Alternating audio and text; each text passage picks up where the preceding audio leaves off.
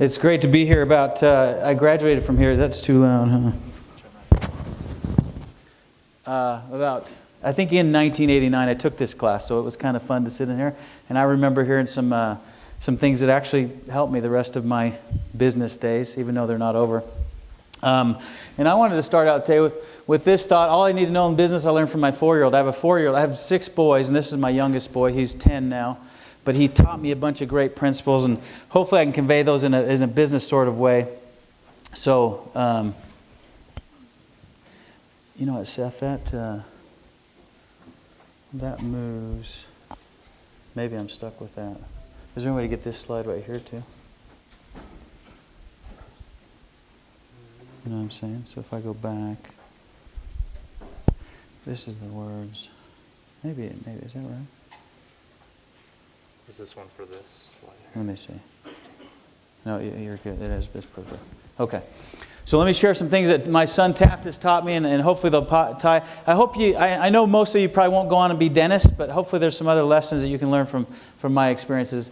And this is Taft. One of the things he taught me, one day, I had just finished working out one morning, and he said, "You want to go jump on the trampoline?" He's 4 years old, and I said, "Yeah." So we went on the trampoline, and we're jumping and doing crazy things, and pretty soon he starts doing that nose thing, where he starts to sniff like this. And he got closer and closer to me, and he said, "Dad, you smell like a hamster." And that's how my kids treat me. But it taught me something. He basically was saying, "Dad, you stink." And as you see some of the business things I've done today, some of the things as I went through this presentation trying to put it together, I thought, I've made a lot of mistakes. A lot of times I have stunk. I've made a lot of bad decisions and bad business decisions. But I hope you learn from those, and I hope they benefit you so you don't have to go out and make the same poor decision.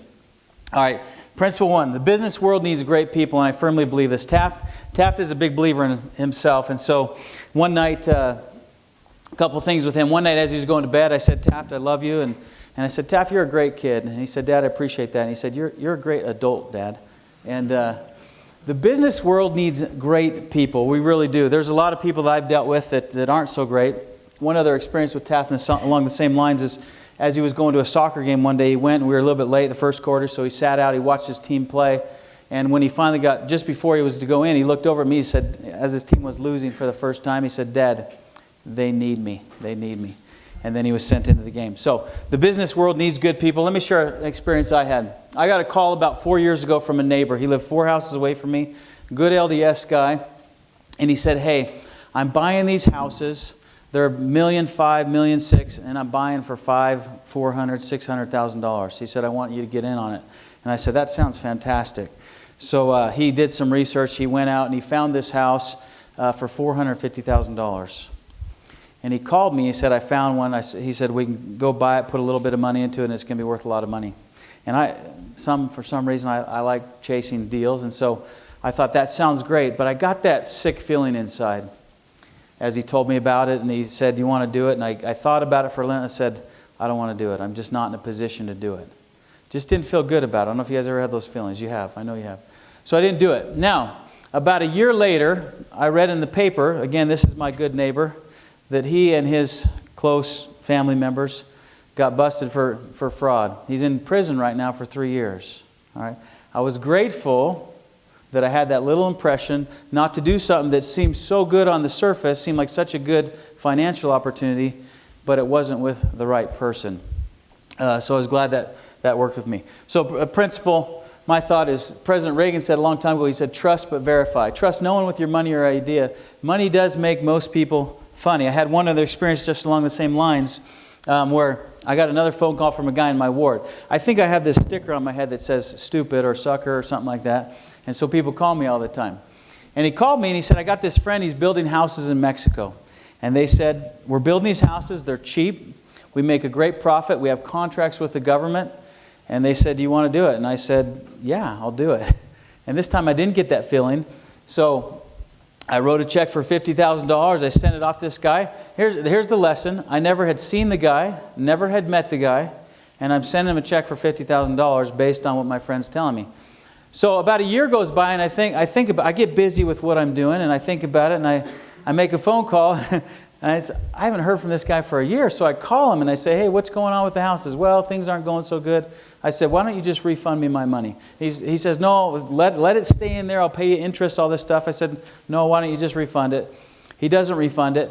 Another 6 months go by, and I happen to be, it's fall, and I'm in Utah, and my wife and I are on this little mini trip, and we're up at Sundance, and I break out the newspaper, and I open to the business section, and on the front page of the business section, there's a picture of this guy, and he's been busted for internet fraud, and it's my partner in the Mexico houses, all right?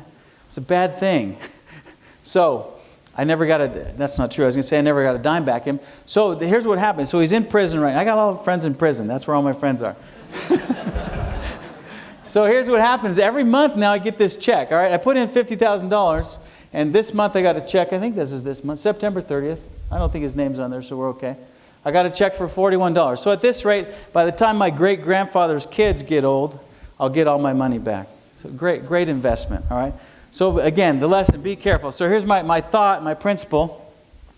Never, ever, ever just give someone your money. Do your homework. Do your research. Take time to find out. I don't care how good that friend is in your ward that calls you. Just be careful. I don't want to go through all those, but ignorance is never bliss when investing in business. I've made a lot of ignorant business decisions based on good friends and based on someone's opinion, and it never works out. Remember the bottom piece. Every financial decision you make is a business decision. A lot of just good points there. Probably not time to go through. Finish this phrase for me. If you had a thought, money what? Money what? How would you fill that in? Anyone? Money is opportunity. I like it. Another one. Money is power. Money dictates policy. I like these. Money what? Money talks. Money walks. Anyone else?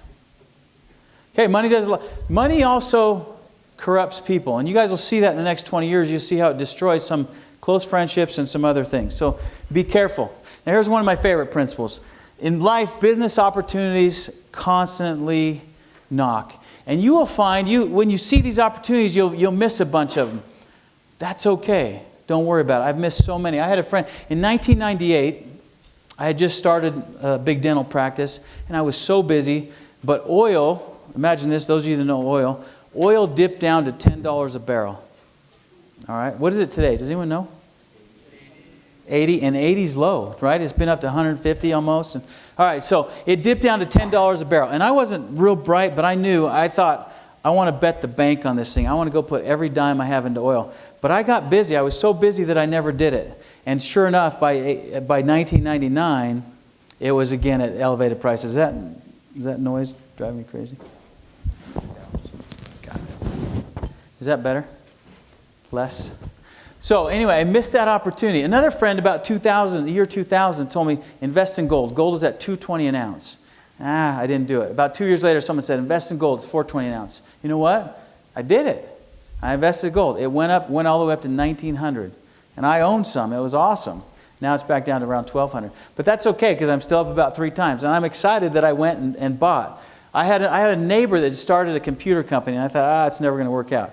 All right? They just got almost $100 million invested in them. All my other neighbors that invested in my friend have made almost 5 times on their money. All right? I missed out.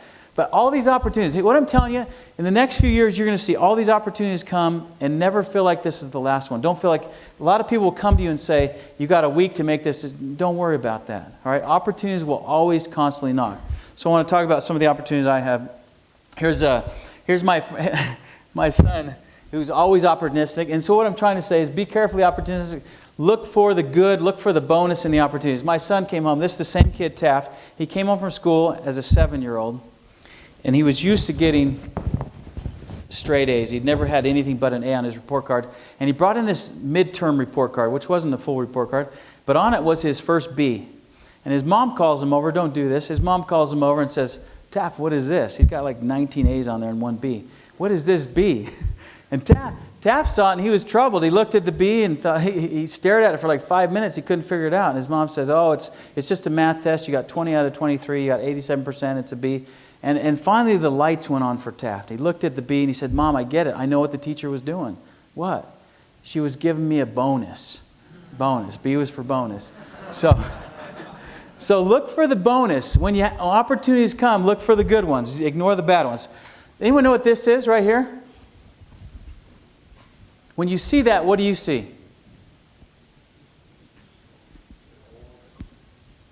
Anyone? A little strip mall. Okay, anyone else see anything different? Medical offices. All right, this is a chiropractic office. This is the first dental office I started in 1998. All right, in 97 I was looking around. I want to tell you about this because it was an absolute cash cow. It was a great thing. All right, I came in, and here's my story. In 1997, I had finished dental school, practiced for a little while, went back to anesthesia school, and I came out and was looking for a dental office. And I hadn't had any luck finding one. I had some opportunities on some ones, but just not the right one came along. So one day I was driving around going to talk to my dental friend who was right down the street from this, and I couldn't find where he was at. Couldn't find his office. It's on a big corner. But I happened to walk into this office. And I walked in and I said, hey, I'm looking for Dr. Pulsfer. And they said, oh, he's just down the street. I said, great. And I got talking to them for a second. And somehow I knew a dentist that worked there. And he said, hey, they happen to be selling this office. And this was on a Wednesday. And I said, oh, really? And he said, yeah, they're selling it. They're getting out of this side of town, moving to a different side of town. Now, what they didn't know, they did know, they should have known, is in Arizona, this was a low-income area. This is downtown Phoenix. Who's from Phoenix? Okay, downtown Phoenix. This is on Central Avenue in South Phoenix. Probably the most gross place in Arizona, right? It's a tough place. But what had happened in Arizona, dentists hadn't been doing Medicaid dentistry because it paid so poorly. But they had just changed all the guidelines and all the fees, and they just jacked them up a ton. And so now, for the first time, the fees were great. So I walked in, I found out they were selling this. I made a phone call, and I called this guy who owned this, and I said, what's the deal on the office? He said, a guy's coming in from California on Friday, he's buying it. And I said, well, how much is he buying it for? He said, $112,000. I said, interesting. I said, if I gave you a check today, I didn't have any money, by the way. If I gave you a check today, would you sell it to me? It was Wednesday. He said, yeah. So I said, if I gave you $10,000, will you hold it? He said, yeah, I will. So I gave him a $10,000 check that was no good. All right? And then I started, and he kind of locked it up for me. And I said, great. I said, how am I? And then I went back to him. I said, how are you going to help me with this? And he said, we'll finance half of it. So they financed half. I went to a dental loan company. They financed half. And for $112,000, I bought this dental office, which was a screaming deal. There was 9 dental operatories in it. There was probably about $200,000 in dental equipment in there. All right? The same dental office, that size in a different part of town, might have been $2 million. So it was exciting. Anyway, so we took over that January of 98. And I want to tell you, by the year 2000, this is good in dental terms, we were doing about $5 million of dentistry a year. It was awesome. It was the golden goose. It was so great. So we took this model and we said, all right, it's worked good over here. We called it a tooth doctor for kids, and then we took it to a couple other really nice parts of town. Anywhere where the incomes were under $20,000 a year. So we went to West Phoenix, went to East Phoenix in these low-income areas, and we did the same thing because the fees were still good.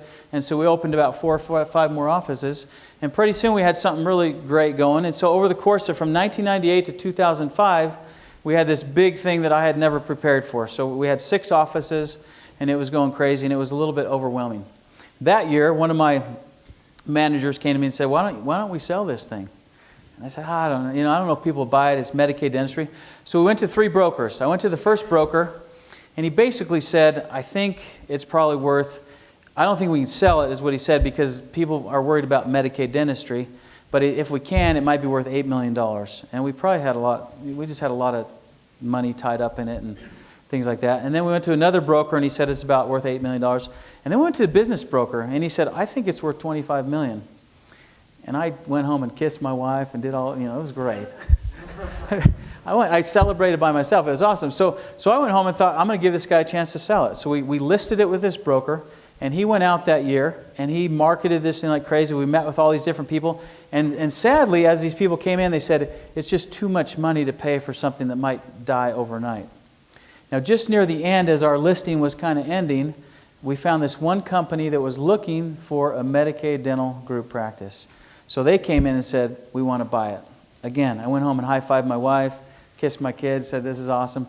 So in about at the end of that year, 2006, in December, we closed on a deal for just under $25 million. It was the best thing that ever, outside of my marriage, it was the best thing that ever. You guys tell my wife I said that.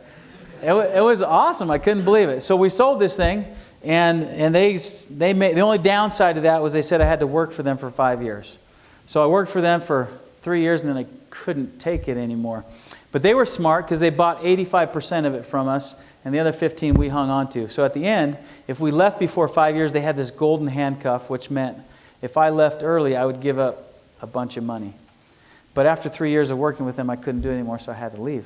So I gave up my golden handcuff. But what I want to tell you, it was a blessing. And I'll tell you kind of the things we did as we go through this. That's probably why, that's the only good thing I've really done. So when I talk about opportunities will come, this was an absolute blessing. This is an opportunity I never foresaw. It just happened. We had a great idea. The timing was right. The locations were great. We had great people. So hopefully you'll see the business model as we go through this.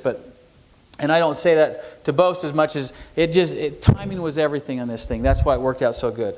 Now, since then, I left there in 2009, 2010, and then I had a non-compete of 50 miles outside of Metro Phoenix. So I would have had to go to 3 hours away from my house. So I decided to go to Texas and do the same thing, only on a smaller scale. So in the year 2010, I started a company in Texas called Texas Kids Dental Care. And I fly over to El Paso, Texas, 2 or 3 days a week. And we have 4 offices there. And our new model, the fun part about this is, in Arizona, we built all these things and we made some mistakes. But over in Texas, we've done a bunch of different things that are kind of fun. This is one of our, you can't really see it or appreciate it. This is one of our offices. But inside the office, we have a carousel. We have a train that the kids ride on. And now there's actually McDonald's play tubes over top of that train. And then we have a theater off to the left. You can't see it. So now our offices are like Chuck E. Cheese on steroids, and they're kind of fun. But that's our model. And so what we've done is we've taken an idea dentistry, and we've taken a niche, and we said, okay, we are going to be, our motto is children's dentistry has never been this fun. And it's working great for us. So that's kind of what we do, and I hope you'll kind of see that and appreciate that a little bit. All right, finish this question for me. When I graduate, I will what? How would you finish that? I will what? Be a dentist? I will start a business. What else? When I graduate, I will do what? Be free. Be free. I like it. What else? Here's the reality. Let me give you the reality on this question right here. When I graduate, I will be broke. All right? I will be in deep debt. I will still have no clue what I'm doing. Is that true? I will still be unemployed. I'll be rich in knowledge. I'll be ready to conquer the world. I owe my dad a lot of money. All right. Next thought. Pursue. Time-wise, we got till 20. What? 20. Is that right? 4:20. Got it. Okay. Pursue ideas you love. All right. Another thought. Same son. Father's interview one Sunday afternoon. I sit Taft down. I said, Taft, what do you love most about your life? He said, Dad, I love myself. All right. I like that. All right. I love his confidence. Find things you love as you go out and try to start a business. Don't do something you hate. I've done that and it's miserable. Let me show you some things I've done that have just been fun. All right. When I was at BYU my senior year, we got this idea. We thought, what if we had, again, this is 89, it's a long time ago, 88 maybe before. So we said, what if we held our own homecoming dance? All right. So I had the idea. It was a good idea. I went to my roommate. I said, what if we did this? We went and rented the Capitol. And the little booth, I don't know, it used to be by Hart's. It's right across from Helaman Halls. There's a little booth there. And I don't even know what's there, but it's a little booth. And we rented out that booth for a day. And we ran ads in the newspaper. We said, we're going to sell homecoming tickets in this little booth at 6 a.m. on a Thursday morning. If you want to buy them, I can't even remember if they were 20 or 25 bucks. So we went ahead, we rented this, we had our idea, we started running with it. We rented this booth and we thought, this might be a waste. We're about $2,000 into this thing and we're nervous as anything. But we get in our car on this Thursday morning at 5:45 and we head to this little booth to see if there's any takers. And we come around the corner where we can finally see the booth. Coolest experience. There was about 300 people in line. It was awesome. We ended up selling 1,000 tickets to this thing. He and I, again, as college seniors, we made $10,000 each. All right, it was the funnest. We had one of the we brought in our own singer, and it was just a dance. But we had so much fun doing this thing. We did it in the winter again too, and made a bunch more money. But I share that because Do things you love. It's one of the things, again, you guys say that's not much money, but it was fun. We had the idea. Was it profitable? It was. There was a demand for it. Yeah, it was homecoming time. We evaluated, was it worth the risk? Was it with the benefit, cost versus benefit thing? That's kind of the numbers piece. This is a great 10-point business plan if you want one. Then the action plan, what we had to do, we bought refreshments, we set up music, we set up a DJ, all those things. The creator of product, we created the best product that year for homecoming. It was totally fun. We marketed it. We did that through the Daily Universe and flyers and all that kind of stuff. We executed it. It was definitely wonderful. We had adversity along the way. There was all kinds of trials. And in the end, the reward was the satisfaction of pulling it off. And then the financial reward was great. So that $10,000 came in handy. All right. Another product of passion. I don't know if you guys have ever seen this. In 1996, I had a couple of these ideas. So I got with my sister and I said, let's do this thing. All I need to know I learned in primary. So in 96, I came out with this, gave it a Deseret book. My sister helped me with it. Kind of had it's kind of cheesy now. You look at it, but 20 years, we probably sold over 100,000 of these things. And it should be. If I went back to this again, I'd go back and redo the. Where's the creation? I'd go back and redo this. I haven't had time. So if you guys are bored and want to go back and do something, this was kind of fun to do. Well, I did all I need to know I learned in primary. We did how to become a missionary, and we did all I need to know I learned in seminary. Put these out. We sold them at Desert Book for years. This one's still in there. I don't even know if the other two are still there. Kind of turned it over to someone. They run with it. So if you're bored and want to do something with that, let me know. And it was just kind of I did it because I loved it, and I don't think I ever made a dime because my sister took all the money. But it was fun to do. I was passionate about it. There's the business plan. Right now I'm working on weeklymissionaryletter.com. I've written a book that I'm trying to put out, and that's my latest passion. It's a letter a week that I wrote I wrote to the missionaries in my ward for 5 years, and there are these mini sermons. So doing that, it's a business thing, but it's kind of fun because it's a book. Here's one I have right now. I own this Dairy Queen, all right? And it is the busiest Dairy Queen in Arizona. And you know what? I hate it. It is not for me. I'm a dentist. No, I just don't enjoy it. I have a manager. I meet with him once a month, and he's not very. Is he here? He's not very good. I hope he's not here. But I just it's just not for me. And you guys may go out and own 4 Dairy Queens, and you may love it. I love the food. I love the. They have great blizzards. All right. But it's not something, I bought it because here's another business story. I knew this guy that was losing it. He put about over $2 million into this thing, almost $2.5 million. It's on a great corner, and it went to auction. And so we bought it for $700,000. And I have people offer me a ton more than that all the time for it. So it was a great business move, but it's not something I love to do. All right? Okay. Oh, I didn't bring my things, but that's okay. I'm going to try something really fast. Wow, okay. I need one more piece of paper. I forgot about this preparation.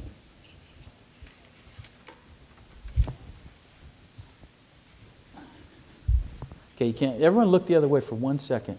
Just look that way. Just look that way. Look that way. Okay, that's perfect. Okay. How many of you guys remember this game, Let's Make a Deal? Anyone remember that? All right. How did it work? You'd make trades, right? All right. So, if I tell you, up on this table, up over here, there's $100. Who's willing to give me $5 for a chance? There's 3 chances at $100. Who's willing to give me $5 for a chance at 100? You got to have $5 in your pocket. Okay? And what you'll do, without studying it, you're going to come and pick one of these 3. All right, the first 3 people up here with $5 are in. First 3 people. There's 2. Need one more. See, let's make a deal. I like this. Do you want ones? Yeah, give me whatever you got. Give me whatever you got. You're doing 5. Okay, 5. 5. Okay. Pick one of those things off the table. Should I take it at the same time? One paper. No, you take whatever one you want. There is $100 over there. Just take one paper. I'll tell you which one wins. Okay? Okay? All right. Guess what? You guys all lose. The $100 was right here. All right? Okay, that's it. That's the lesson. Now, was that... Okay. See it? Sit down, we'll talk after. All right. Was that a good deal for them? Was it a good deal for me? Absolutely. All right. I should have done 19 of you, huh? All right. Let me teach you a principle. This is true as you develop entrepreneurial skills. No one cares about your money investments as much as you do. I have done business with my best friends, all right? And when it comes to profit and money, they don't care about me like I care about me. They don't care about your money like you care about your money, right? So, if it seems too good to be true, $100 for 5, it is, all right? And you guys hear this, we believe this in church, but people don't believe in business. Beware of the lottery ticket phenomenon. What is that? It's that when you buy a lottery ticket for some stupid reason, even though there's only one winner in every 19 million, you believe you're going to be the one, all right? How often does it happen? Once in every 19 million, right? And yet sometimes in business, we believe, you know what? I know this has happened to bad things have happened to good people before, but not to me. It's never going to happen to me. Let me give you a case scenario. You guys tell me what you do. I have 2 good friends, LDS friends. One's a bishop, one's not. They come to me and they say, I got this sweet deal for you. And it's not even them. He said, here's what he said. He sits me down and he says, I've studied this thing backwards and forwards. It's a can't miss business opportunity. All you got to do, these guys are investing in hard money loans. They're putting $100,000 in, and 3 or 4 weeks later, they're getting $110,000. You put a check in, it comes back, boom, you just make money. They said, we're doing it. We've looked at it every which way, we're doing it. So would you put money in that? That's a pretty good return. What's that, like 100% return? Maybe better, 200%? All right? So remember I got that sticker on my head that says stupid or idiot or dummy or whatever? So I said, yeah, that sounds great. So I put money in, all right? And I go back after a month and they say, you know what? Yeah, you're 100,000 now. It's now even 115,000. I said, wow, this is great. They said, if you want to leave it in, you can. And when you come back in another month, it's going to be 130,000. This is crazy. This is like Monopoly. This is awesome. Or you can take your money out. What do? Leave it in. And they said, if you have any more money, by the way, we got another deal. It's $200,000, and it pays $40,000 over the course of a month. So what do? But these 3 put it in. Where's my $5 people? You guys put it in, huh? You guys rolled the dice. So I roll the dice. I say, this is great. And you know what? Over the course of 4 or 5 months, guess what happens? I've got a stupid $1 million in this thing, all right? Because what do I got on my forehead? Idiot, all right? Dummy, dummy, dummy. All right, so I wake up and I've got all this money in this thing. And what's going on? What's happening though? All my friends got a bunch of money in this too, and what are they doing? This is the best thing ever, you know? 6 months later, we're all thinking this is great. Now, it goes on for how long? How long can this go on? It went on to the tune of $100 million, all right? Now, who's running this operation? I'll tell you who's running it. 2 very smooth guys. I sit down with one of them and I say, tell me about this thing. And he said, I want to meet with you on Tuesday. He says, I can't meet you on Tuesday. I said, why not? That's my temple day. Oh, I totally understand. Temple day. I can't meet with you. All right, meanwhile, he's stealing money from all these people, right? So this whole thing goes on. They're faking like they're making these loans. At the end of the day, they had all these companies. They were rolling money through them. They've made about $10 or $11 million, and people are out about $100 million.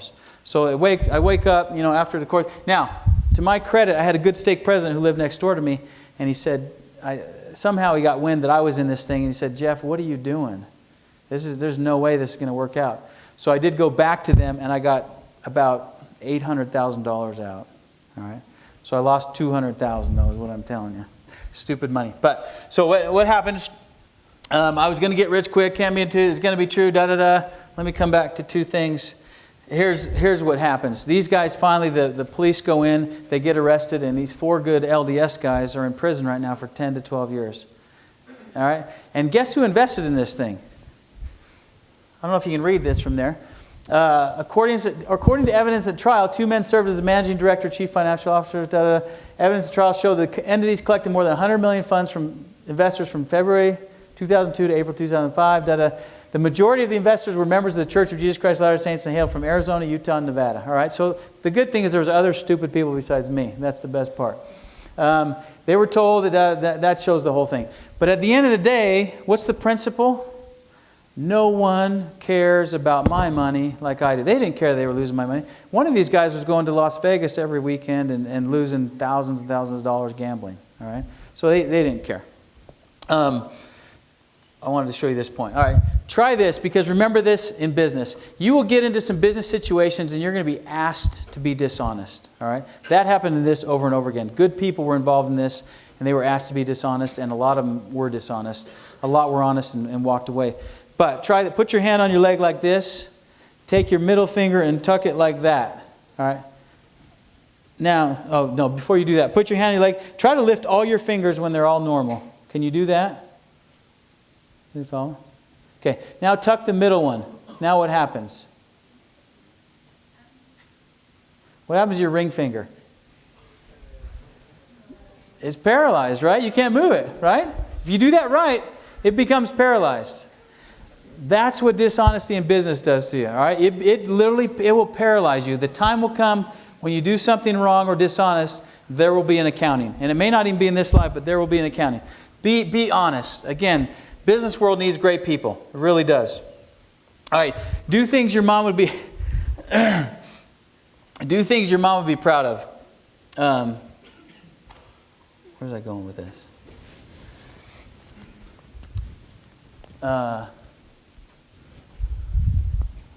That's on the next. I get confused on those two slides.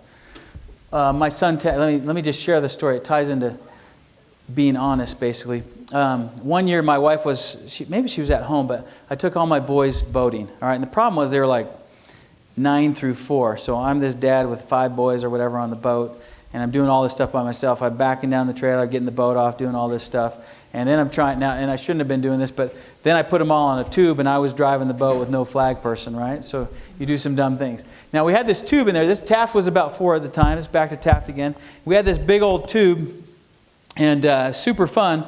But the problem was sometimes when you slow down, the tube would go underwater. You guys have been there? Tube goes underwater, and the tube flips over. And little Taft doesn't really know how to swim, but he does have a life jacket on. So I get there and I think, everyone out is on the tube having fun. Taft's sitting in the boat with me. He's not having fun. Taft, go out on the tube. Okay. And stupid kid. All right. So he decides to go out on the tube. I put him on the tube. And I see, before I put him out there, I have this spiritual impression that says, don't do it, the tube's going to dip. So like normal, I ignore my spiritual impression, put him out there. They're going out there and they're having a ball. I'm in the boat by myself. And sure enough, we come around this corner and we slow down and the tube, all the boys fall off, but the tube tips and the tube goes under. And then all the boys come up, every head comes up. I think I had 4 boys out there and Taft was the 5th. Every head comes up except little Taft's. All right. So now if you can imagine as a father, I'm looking out there, I see 4 boys. The brothers are screaming, where's Taft? And I'm going, what do I do? Do I take off to try to drag the tube forward? Or do I jump in the water and try to swim for him? One of my oldest boys is swimming for the tube, trying to see where he's at. And then as I'm panicking, I don't know what to do. Finally I look up and this little hand was on the side of the tube and it pulls up this little head and his head pops up and he is crying and sputtering. And his brother grabs him and he brings him into the boat. And I wrap my arms around him. I'm so glad he's alive. I'm so relieved. And he said, Dad, what were you doing? And I said, nothing. He said, Dad, when I get home, I'm telling Mom. Oh. Talk about being scared, all right? It was scary enough losing my kid, but when he said that, I was frightened. All right. So, do things that will make your mom proud. I want to move on to... let me get on to some other stuff.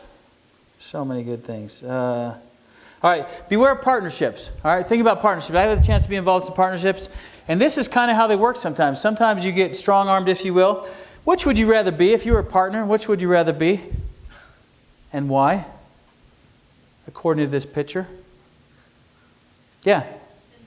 Why? You're in control. I love it. Any other thoughts on that? Which would you rather be? This guy can probably never do the wrong thing, right? If you're the puppet. Yeah. I like that. I love that. That's a great thought. Anyone else? All right. Think about, how about this? Who's going to win and why? Who's going to win in this battle? All right. It's obvious, right? So beware of partnerships. Let me give you 3 examples I've had. And I will say, I've had a couple different, well, I've had more than this, but I wanted to talk about 3 today. The best partnership is when you're in control. It really is. When you're in control. In my dental offices, I've had one that was 50-50, and I've had one that was 90-10, and that's about it. 90-10 and 80-20 and 50-50. So the 90-10, guess what? When my partners weren't happy, what did I tell them? Eat rocks, right? I mean, you got no choice. And I try to always do the right thing, right? But when you're in control, you can do the right thing. You can do the thing you want to do, all right? And you should be a good partner. I'm not saying that. But when you have control, it's awesome. Think about, anyone that's been on a mission, think about your missionary companionships. How many times did you have a companion who was exactly like you? Never? 1 out of 16? 1 out of 12? All right, think about that. Partnerships are the same way. You might get 3 companions that are the same as you. You might not get any. But partnerships are just like that. You're never going to have a partner that is just like you. So if you go in and do a 50-50 thing, what's going to happen? I did a 50-50 partnership. Let me tell you the background on it. I did a 50-50 partnership. I had all the money. I had all the employees. And I brought this guy in as a 50-50 partner. And I ended up, our deal was, you go in, you run this office for 5 years, and we split things 50-50. After a year, he realized how much money we were making. He said, I don't want to run it anymore. Guess what I could do? Nothing. Nothing. I ended up having to buy him out for a ton of money. All right? And if I would have had 51% or 90-10, I could have done whatever I wanted. So be careful. And it's great to have control. That's my 50-50. I have another partnership right now that about 9 years ago, we bought this piece of land. All right? And I bought 10% of it. It's a big ranch. I own 10% of it. Guess what's happened for 9 years? Absolutely nothing. I guess how many times we've met in 9 years about this piece of land? Never. All right. I have asked quarterly for about 9 years, please let's meet, let's go over this. My partner's busy. All right. And I have a significant amount of money in that. So what I'm saying, 1090 is a bad deal. All right. 1090. If you can ever retain control, even if it's 51-49, do it. It's better to be in control. Big fish, little fish. All right? Great quote. A silent partner is often silenced. All right? Remember that. Nothing wrong with having a partner. Find great partners. I've had some fantastic partners. I really had. And I've had some absolutely awful partners. All right? Be careful in partnerships. Seek control. Put in checks and balances. Never just write a check. All right? I want to go back to just a couple things really quick. Now that I have Let me tell you about one stock tip that I got. How much time do I got? I'm always worried about time. All right. You don't have to read all that, but when I was, I had this neighbor that was a kind of a stock guru. And so we'd go, after work, I'd go to the park, and his kid would play, and my kid was playing. I talked to him every day. Now, unfortunately, he was a hairdresser, but he had a lot of money. He didn't have a lot of money, but he owned a few salons, and he had saved all this money for years and years and years. Now, right next to one of his salons was a company, I can say that, they were called Soul Power. His company out of Arizona. They made fuel additive products. And so every day during his lunch, he'd go into this company and talk to this CEO of Soul Power. And so after talking to him for weeks and weeks and months, this guy invested everything he had into this company. All right? Everything he had. All right? And he came to the park every day, and he'd tell me how great this company was, which sounded awesome. And the more I listened to him, the more I bought into it. So I bought into this stock, Soul Power. I bought some at $3, some at $2, some at $1. And it went all the way down to a penny, and then less than a penny. I don't even know if it's still out there anymore, but the last I saw it was 0.00001, whatever that. Is there a number like that? But it's like 1/1000th of a penny. But I bought into it. He kept telling me all this stuff. I never investigated. I never pursued it. I never called the company. I never asked him for anything. But I put about $100,000 into this company because he kept telling me how great it was. All right. At the end of the day, he lost all his money, and I lost $100,000. Now, the other thing he did, he told me about another stock that I thought would be good, and it was at $2 a share, and he kept telling me, this one's great, this one's great, this one's great. And within a year, that one went up to $32 a share. It was called PetSmart. All right. And I didn't buy that one. But I'm so glad. So the lesson is that after my value after $100,000 after 2 years was nothing because I didn't research, I didn't educate myself, I didn't find out anything about. I know nothing about the company still, and I spent crazy good money chasing something that was absolutely stupid. So don't do that. Is what I'm trying to say. Don't do that. And this is going back to the other point. If the law of harvest is God's law, get rich quick, principles are the law of who? That's a good question. Right? I mean, you think about it. There's nothing in the gospel of Jesus Christ that teaches us that we're going to get rich quick. It's hard work, and it's the law of the harvest. All right, beware of partnerships. What's wrong with being 50-50 partners? Tell me again. You're at the mercy of the other partner. Let me tell you the other story on that too. Is when on my 50-50 partnership, when we did this thing, we both made this agreement. He said he was going to run it for 5 years. At the end of the day, this company, when we went to sell our company, this thing went crazy, and so I had to go back into it. This is terrible. I had to go back in and buy. If I would have had 49%, I would have made more money, but I had to go back in and buy him out for almost $2 million. All right? So that was it. I always call that my $2 million mistake. It was a terrible mistake. All right, moving on.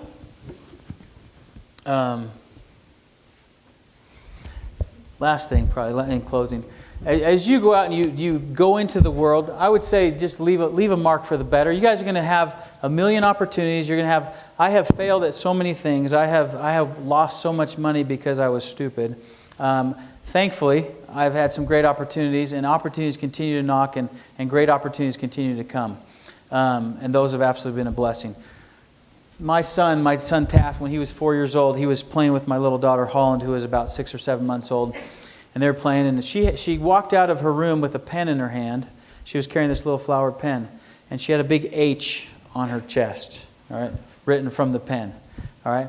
And I went to my son and I said, Taft, where did Holland get that H from? And he said, Holland drew it, Dad. Again, Holland was 6 or 7 months. Taft was 4. He'd been learning how to draw his letters. I said, Taft, are you sure? He said, yeah, Holland did it, all right. So Taft left his mark on Holland. And so what I would say to you, as you go out in the business world and do great things, leave your mark on the world and make sure it's a great mark. Make a good mark and do great things. Be honest. Live the principles of the gospel of Jesus Christ. That's my closing thing, is they work in business just like they do in the church. And I promise you that's true. Thank you.